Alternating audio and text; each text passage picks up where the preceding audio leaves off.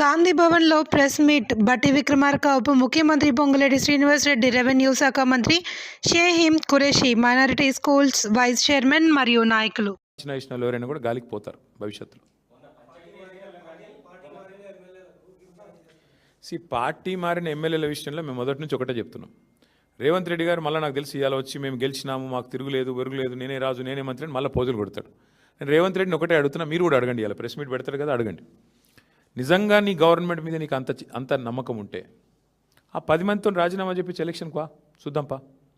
ఎందుకంటే ఇవి స్థానిక ఎన్నికలు. ఆ స్థానికంగా మోరీ బాగుందా, ఆడ నీళ్ళు వస్తున్నాయా లేవా, ఆడ అభ్యర్థి ఓడిపోయిందా గెలిచిండా, వీటన్నిటి మీకెళ్ళి నడుస్తుంది. ప్లస్ ప్రభుత్వం ఎన్నిటి మీకెళ్ళి నడుస్తుంది. నీకు తెలుసు, నాకు తెలుసు. ఇప్పుడు బాన్స్వాడ్ ఉంది ఫర్ ఎగ్జాంపుల్ చెప్తున్నాను. నేను పోయి మొన్న ఆడ సవాల్ చేసిన పోచారం గారిని, రండి రాజీనామా చేసి రండి, భయం ఎందుకు. నిజంగానే బాన్స్వాడ మున్సిపాలిటీ గెలిచిన అంటది కదా కాంగ్రెస్, రా మరి గోదాలోకి రా, బాన్స్వాడలో రాజీనామా చేయి. ఒక పోచారం గారే కాదు, 10 మంది ఎమ్మెల్యేలు ఎవరైతే ఇవాళ కాంగ్రెస్ వాళ్ళు వాళ్ళ పార్టీలో చేర్చుకున్నారో, సరే స్పీకర్ గారు చేర్చుకోలేదని చెప్పి ఏదో సాంకేతికంగా చెప్తుండు, కానీ మీకు తెలుసు, మాకు తెలుసు, ప్రజలకు తెలుసు. అక్కడ ఎన్నికలకు రండి, రాజీనామా చేయండి, ఎన్నికలకు రండి, ప్రజలు చెప్తారు. 10 చోట్ల ఉప ఎన్నికలు వస్తే డెఫినెట్గా అదొక ఇండికేటర్ అవుతుంది. చాలా బ్రహ్మాండంగా మరి పోరాటం చేసిన మా బీఆర్ఎస్ పార్టీ నాయకులకు, కార్యకర్తలకు, పేరు పేరున సోషల్ మీడియాలో కూడా బ్రహ్మాండంగా పార్టీకి మద్దతుగా అండగా నిలబడ్డ మా తమ్ముళ్ళకి, మా చెల్లెలకి అందరికీ పేరు పేరున వారికి హృదయపూర్వకంగా ధన్యవాదాలు తెలియజేస్తూ, మరి రాష్ట్ర వ్యాప్తంగా నిజానికి అధికార పార్టీ ఎన్ని రకాలుగా ఈ ఎన్నికల్లో సామధాన భేద దండోపాయాలు ప్రయోగించే ప్రయత్నం చేసినా వారు స్పష్టంగా ప్రజల మనసు గెలుచుకోవడంలో విఫలమైనారు అని చెప్పుకోక తప్పదు. మరి సాధారణంగా ఎన్నికలు మీరు ముఖ్యంగా పంచాయతీ ఎన్నికలు కానీ మున్సిపల్ ఎన్నికలు కానీ చూస్తే అధికారంలో ఉన్న పార్టీకి ముఖ్యంగా ఇంకో 2-3 ఏళ్ళు ఉండే అవకాశం ఉన్నప్పుడు, అధికారంలో కొనసాగే అవకాశం ఉన్నప్పుడు, మరి ఇది అధికార మార్పిడి కోసం జరిగేది కాదు కదా అనే ఆలోచన ఈ మధ్యన దేశవ్యాప్తంగా ప్రజల్లో కనబడుతూ ఉన్నది. కానీ దానికి భిన్నంగా తెలంగాణలో మీరు చూసినట్టయితే మొన్న పంచాయతీ ఎన్నికల్లో 2 ఏళ్ళు తిరగకముందే కాంగ్రెస్ పార్టీకి ప్రజలు బుద్ధి చెప్తూ దాదాపు 40% గ్రామ పంచాయతీలు బీఆర్ఎస్ పార్టీ కట్టబెట్టారు. పోనీ ముఖ్యమంత్రి గారి లెక్క ప్రకారం తీసుకున్నా, ఆయన బయటకు వచ్చి కూర్చొని ప్రెస్ల మీద చెప్పిన లెక్క ప్రకారం చూసుకున్నా, ఆయన సహజంగానే మా తక్కువ చేసి చెప్తాడు కాబట్టి 32% అక్కడ ముఖ్యమంత్రి గారి లెక్క ప్రకారం కూడా మాకు సర్పంచుల్లో ప్రజలు గెలిపించారు. 4000 పైచిలకు గ్రామాల్లో మా సర్పంచులు గెలిచారు.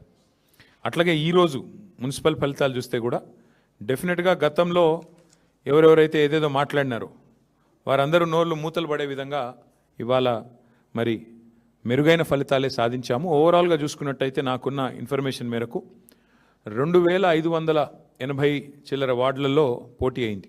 మొత్తం 117 మున్సిపాలిటీలు, కార్పొరేషన్ కలిపి 2580+ వార్డ్స్లో మరి ఎన్నిక జరిగితే బీఆర్ఎస్ నాకున్న ఈ నిమిషానికి ఉన్న రిపోర్ట్ ప్రకారం దాదాపు 730 దాకా మాకు ఇప్పటికే ఫలితాలు వచ్చినాయి. ఇంకొక 10-15 పెరిగితే పెరగవచ్చు. ఓవరాల్గా 740-750 దాకా వస్తాయి వార్డులు అనేది మా అంచనా.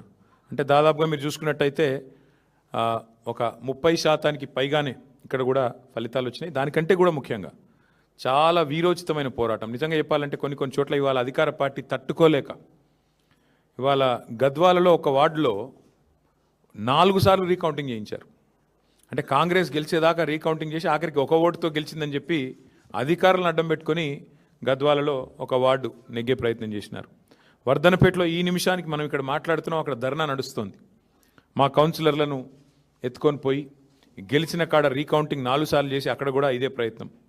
చౌటుప్పల్లో ఇదే రకమైన ప్రయత్నం. అంటే అధికారులను, అధికార యంత్రాంగాన్ని, అధికార బలాన్ని అడ్డం పెట్టుకొని గెలిచినమా అంటే గెలిచినాం అనిపించుకోవడానికి సాంకేతికంగా నానా తంటాలు కాంగ్రెస్ పార్టీ పడతా ఉన్నది. నాకున్న ఇన్ఫర్మేషన్ ప్రకారం మొత్తం 117 మొత్తం పట్టణాల్లో జరిగిన ఈ ఎన్నికల్లో మాకు ప్రత్యక్షంగా డైరెక్ట్గానే అంటే ఎవరి అవసరం లేకుండా నేరుగా దాదాపు 15 నుంచి 16 నేరుగా గెలుస్తున్నాము.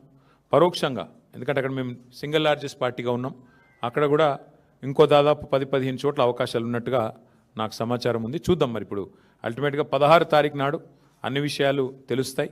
అయితే ఇక్కడ ఒక్క విషయం మాత్రం చెప్పాలి.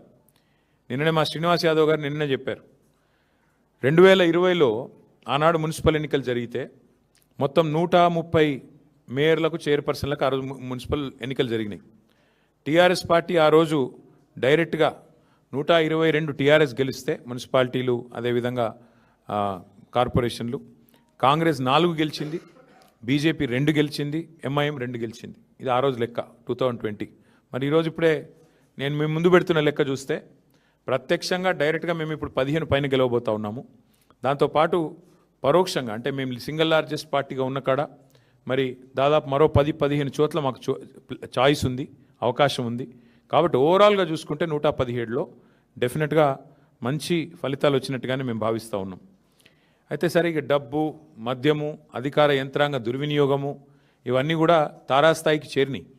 చూస్తూ ఉన్నారు, మీరు కూడా చూస్తున్నారు. ఇప్పుడు మీరు కూడా టీవీలలో మీరు కూడా స్క్రోలింగ్లు ఇచ్చారు, మీరు కూడా వీడియోలు ఇచ్చారు. చాలా చోట్ల మరి పెద్ద ఎత్తున విస్తృతంగా అధికార దుర్వినియోగం కూడా జరిగింది. అయినప్పటికీ ఓటర్లు మాత్రం భయపడకుండా బయటకు వచ్చి ఓటేసినందుకు వారికి కూడా మేము ధన్యవాదాలు చెప్తా ఉన్నాం.